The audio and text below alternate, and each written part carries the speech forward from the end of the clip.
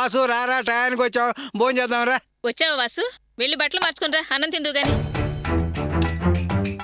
ఏంట్రా ఇంకా అలాగే నిలబడ్డావు?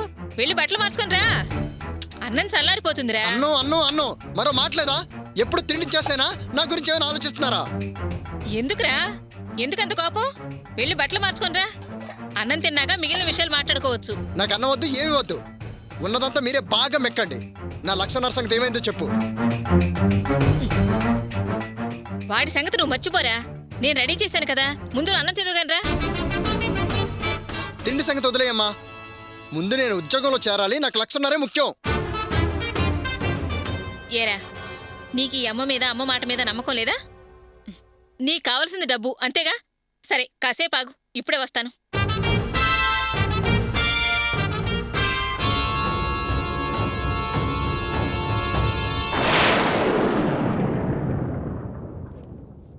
వాసు, ఇదిగోరా.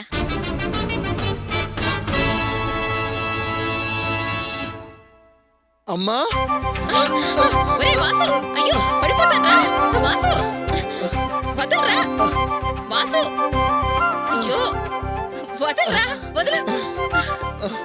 అమ్మా, నాకు ఈ డబ్బును చూసి కళ్ళు తిరుగుతాయి. నాకు చాలా సంతోషంగా ఉందమ్మా. తీసుకోరా, తీసుకో. అమ్మంటే అమ్మే. డబ్బు ఏర్పాటు కాదనుకున్నాను, ఉద్యోగం రాదనుకున్నాను. కానీ అమ్మా, నువ్వు సూపర్ అమ్మా. నీ వల్ల కాదనుకున్నా, కానీ ఈ పని నీ వల్ల జరిగిందమ్మా. థ్యాంక్స్ అమ్మా, థ్యాంక్ యూ వెరీ మచ్. ఎన్ని సంవత్సరాల నుంచి ఎదురు చూస్తున్నానో ఇప్పుడు నా కళ నెరవేరబోతుందమ్మా. నా గవర్నమెంట్ జాబ్ రాబోతుందమ్మా. అవునే భాగ్యం. ఆ నోట్లన్నీ ఒరిజినల్లేనా, లేకపోతే కొడుకు సంతోషం కోసం డమ్మి నోట్లు తెచ్చి కట్ల కట్టి చూపిస్తున్నావా? పిచ్చి కోతలు కుయ్యబాకు. ఇవన్నీ ఒరిజినల్ నోట్లే.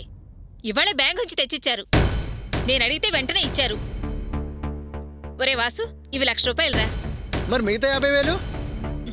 వీటికే పడరాలి పాటలు పడ్డాను, చాలా అవస్థలు పడ్డానురా. మిగతా డబ్బు 2 రోజుల్లో ఏర్పాటు చేస్తానులే. వద్దమ్మా, ఈ డబ్బులొద్దు, నువ్వే ఉంచుకో. ఒరే వాసు, అలా అలిగితే ఎలారా? 1,00,000 ఏర్పాటు చేసిందని మిగతా 50,000 ఏర్పాటు చేయలేనా? 2 రోజులు ఏర్పాటు చేస్తానుగా. నీకే, నువ్వెన్నైనా చెప్తావు, కానీ ఇంక ఆయనతో నేను అబద్ధం చెప్పలేను. అవతల అదే జాబ్కి 5 లక్షలు పట్టుకొని క్యూలో నించున్నారు తెలుసా? అబద్ధాలు ఆడమని ఎవరన్నారా? వాయిదా పద్ధతిలో ఇస్తామను. ఆయనకు మన ఇబ్బంది తెలుస్తుంది, మన మీద నమ్మకం ఏర్పడుతుంది. ఈ 1,00,000 రూపాయలు ఇవ్వరా, 2 రోజుల్లో 50,000 ఇస్తామని చెప్పు. ఏరా, నా మీద నమ్మకం లేదా? 1,00,000 ఇచ్చిందాన్ని ఆ 50,000 తేలేనా? ఆ 50,000కి నాది పూచిదారి, సరేనా? అమ్మా, సడన్ గా ఇంత డబ్బు ఎక్కడి నుంచి తీసుకొచ్చావు? అది ఎప్పుడు ఇచ్చేవాళ్ళు ఇచ్చారా? అదేనమ్మా, ఇంత డబ్బు ఎవరిచ్చారని అడుగుతున్నాను. నేను ఈ ఊళ్ళో ఎన్నేళ్ళ నుంచి ఉంటున్నాను, ఎన్ని మంచి చెడులు చూశాను, ఎందరికి చాకరీ చేశాను. నన్ను నమ్మే నలుగురు మంచోళ్లే ఉండరా? మంచివాళ్ళు ఉంటారమ్మా, కానీ అంత మంచి మనసున్న వాళ్ళు ఎవరున్నారని అడుగుతున్నానమ్మా. ఎందుకురా నన్ను అలా గుచ్చుగుచ్చి అడుగుతున్నావు? నిన్ను నమ్మి డబ్బివ్వని వాళ్ళు నన్ను నమ్మేలా ఇచ్చారని అనుమానమా? అయ్యో, అదేంటమ్మా అలా మాట్లాడతావు? నా ఉద్దేశం అది కాదమ్మా. నువ్వు డబ్బులు తీసుకున్నావు కదా, వడ్డీకి ఇచ్చారా ఎలా ఇచ్చారా కనుక్కుందామని. ఒకవేళ వడ్డీకే ఇస్తే మనం మళ్ళీ వడ్డీ కట్టాలి కదా. వడ్డీకే తీసుకున్నాను, వడ్డీ 3 రూపాయలు. మనం ఎప్పుడు తీసుకుని ఆ సేటు గారి దగ్గరే తీసుకున్నాను, సరేనా? ఏంటి, సేట్ గారి దగ్గర? నేను అడిగితే సెక్యూరిటీ అడిగాడు, నీకు సెక్యూరిటీ లేకుండా ఇచ్చాడా?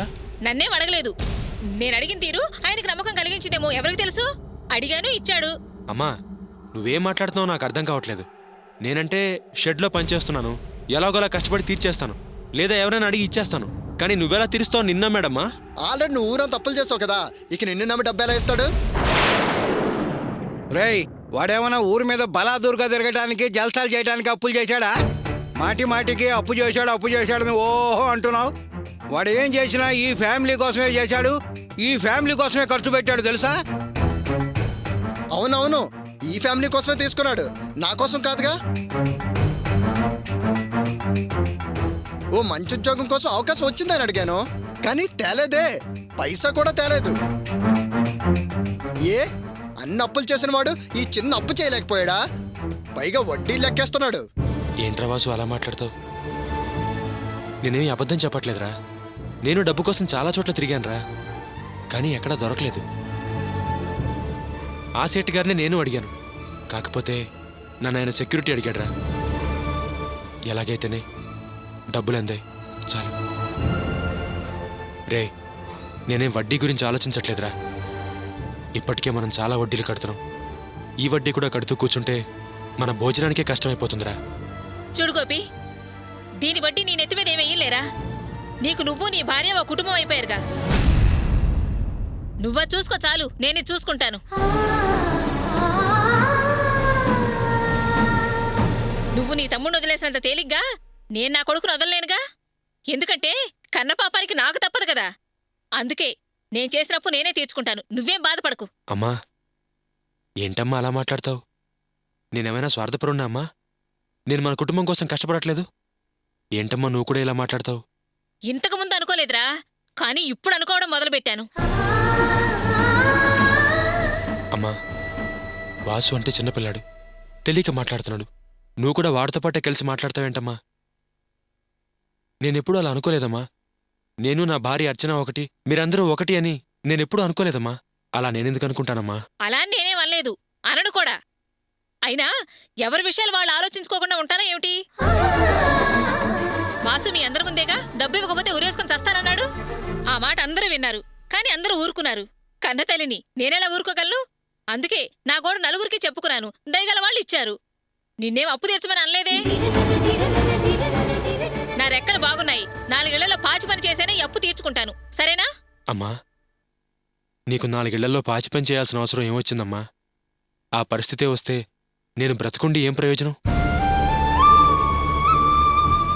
అమ్మా, నేను మళ్ళీ మళ్ళీ చెప్తున్నాను, నాకు మీరందరూ సుఖంగా సంతోషంగా ఉండడమే ముఖ్యం. దానికోసం నేనెంతైనా కష్టపడతానమ్మా, కష్టపడుతూనే ఉంటాను. సేటు గారు నిన్ను నమ్మి డబ్బులిచ్చారు, సంతోషం. వాసుగాడికి రేపు గవర్నమెంట్ జాబ్ వస్తుంది, ఇంకా సంతోషం. అమ్మా, నాకెవరి మీద కోపం కానీ ఈర్ష్య కానీ లేవమ్మా.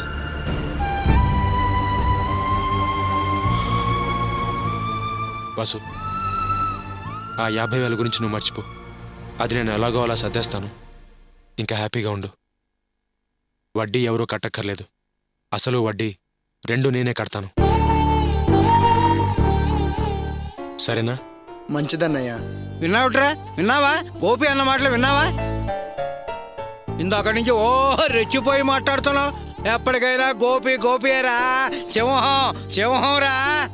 చాలు ఆపోయ్యా, సందు దొరికితే చాలు మొరగడానికి రెడీ అయిపోతావు. వాసు, నువ్వు తీసుకోరా. రా, అన్నం తిందు గాని.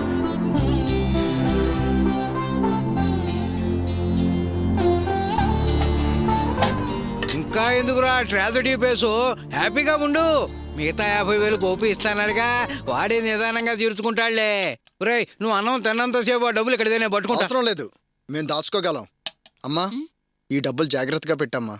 సరే, తిను, ఫుల్గా లాగిత్రా. హ్యాపీ హ్యాపీరా.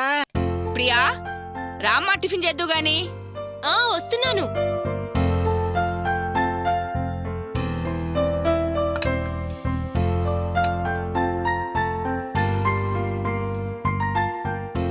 ఏంటి, మీరంతా ఇంకా తినలేదా? ఇంకా లేదమ్మా, నీకోసమే వెయిట్ చేస్తున్నాం. నా కోసం ఎందుకు వెయిట్ చేయడం? నువ్వు మా గెస్ట్ అమ్మా, నిన్ను వదిలేసి మేము ఎలా తింటాం? అందుకోసమే నువ్వు వచ్చాక తిందామని వెయిట్ చేస్తున్నాం. ఈ సెంటిమెంట్స్, ఫార్మాలిటీస్ నాకు నచ్చవు. మీకు ఆకలిస్తే మీరు తింటారు, నాకు ఆకలిస్తే నేను తింటాను. దానికోసం ఎందుకు ఒకరి కోసం ఒకరు వెయిట్ చేయడం? సరే, ఇక్కడ మాత్రం అందరం ఒకరికొకరం కలిసి సరదాగా కబుర్లు చెప్పుకుంటూ తినటం అలవాటమ్మా. ఒకరి కోసం ఒకరు వెయిట్ చేస్తూ ఉంటారేమోనని అందరూ త్వరగా ఇంటికి వచ్చేస్తూ ఉంటారు. అప్పుడే ప్రేమానురాగాలు పెరుగుతూ ఉంటాయి. మేమంతా అలాగే పెరిగాం. సారీ, నాకు ఇలాంటి కల్చర్, ఇండైరెక్ట్ రూల్స్, రిస్ట్రిక్షన్స్ ఇలాంటివి ఇష్టం ఉండవు. నేను ఫాలో అవ్వను. ఆఫీస్ నుంచి రావడమే లేటు, రాగానే ఫ్రెష్ అవడం ఇంకా లేటు. ఇవన్నీ ఎలా కుదురుతాయి?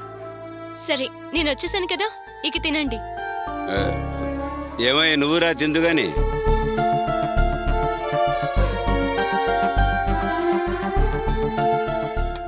దిలీప్, నేనెందుకు లేట్గా వచ్చానో తెలుసా?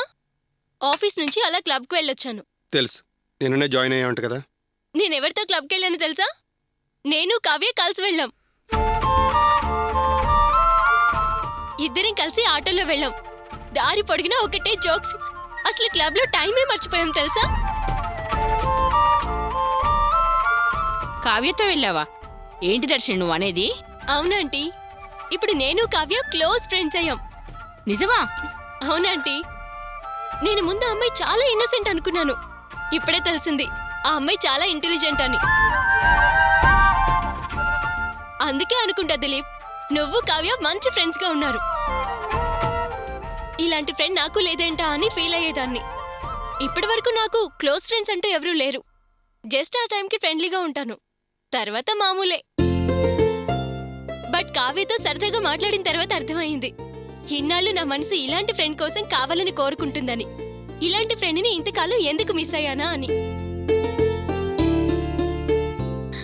దిలీప్, నేను ఆల్రెడీ కావ్యతో ఓపెన్ గా చెప్పాను, నువ్వు కావ్య ఉన్నదానికంటే నేను కావ్య ఇంకా ఎక్కువ ఫ్రెండ్లీగా ఉండాలని. అలా మేము ఉండడం వల్ల నీకేం ఇబ్బంది లేదు కదా? ఏంటి దిలీప్, నేను ఇక్కడ వసపెట్టెలో నాన్ స్టాప్ గా వాగుతుంటే నువ్వు అసలు మాట్లాడవేంటి? నన్నేం మాట్లాడమంటావు? నేను మన ఫ్రెండ్ కావ్య గురించి ఇందాకటి నుంచి మాట్లాడుతున్నాను, నువ్వు అసలు ఇంటర్ఫియర్ కావేంటి? ఒకవేళ కావ్య ఫోన్ చేసి మ్యాటర్ అంతా చెప్పిందా ఏంటి? అలాంటిది ఏం లేదు, నాకెవరూ ఫోన్ చేయలేదు. అదేంటి, కావ్య నీ క్లోజ్ ఫ్రెండ్ కదా, జరిగింది చెప్పకపోవడం ఏంటి? ఇప్పుడు నాకు పూర్తిగా అర్థమైంది, కావ్య గురించి నేను మాట్లాడొద్దన్నాననే కదా మౌనంగా ఉన్నావు. నువ్వు చెప్పావని నేనేం సైలెంట్గా లేను. కావ్య చెప్పింది మా ఇద్దరి మధ్య నో ఫ్రెండ్షిప్ అని, అందుకే నేనేం మాట్లాడలేదు. ఏంటి, కావ్య నీతో నో ఫ్రెండ్షిప్ అని చెప్పిందా? అవును, ఓ రోజు ఆఫీస్కి వచ్చి మరీ చెప్పింది ఫ్రెండ్షిప్ కట్ అంది. ఆమె ఫ్రెండ్షిప్ వద్దన్నప్పుడు ఆ మ్యాటర్లో నేనే మాట్లాడను, అందుకే నోరు మూసు కూర్చున్నాను. అంటే నేను చెప్పిన దాని ప్రకారం నువ్వు కామ్గా లేవు, కావ్య చెప్పిన దాని ప్రకారం నువ్వు కామ్గా ఉన్నావు, అంతేనా? ఎస్. ఓహో, ఆమె చెప్పిందని నువ్వు సైలెంట్ అయిపోయావు. చూస్తా మీరు మళ్ళీ ఎలా మాట్లాడుకోరు. మీరు మళ్ళీ మాట్లాడుకునేలా నేనే చేస్తాను.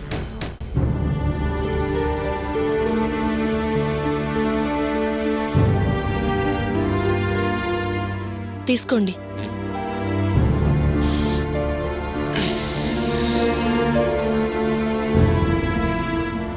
మీతో ఒక విషయం మాట్లాడాలి. ఏంటది?